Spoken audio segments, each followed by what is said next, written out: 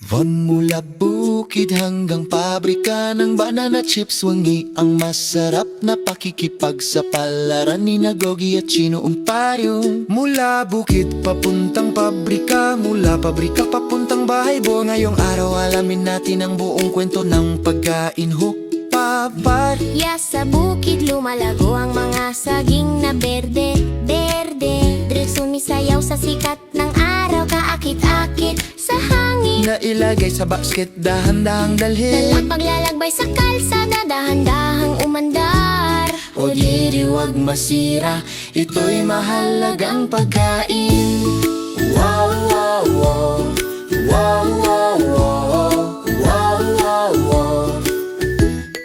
Buy mula bukid papuntang pabrika, alamin ang kwento. Siyempre sa sipag nagagawa ang bawat tanda. Der, panatilihing malinis, maingat na dalhin. Ay magandang pagkain, doon lamang makakamtan sa bahay.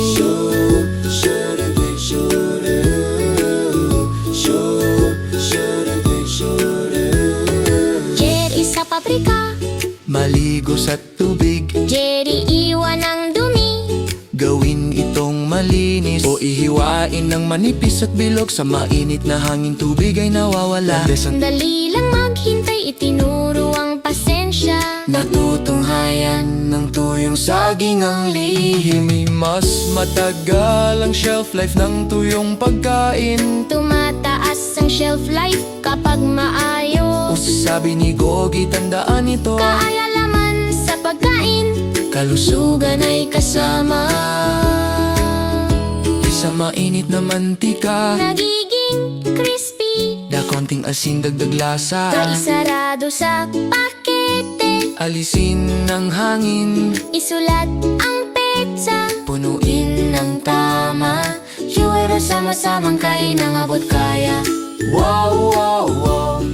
Wow, wow, wow. Wow, wow, wow.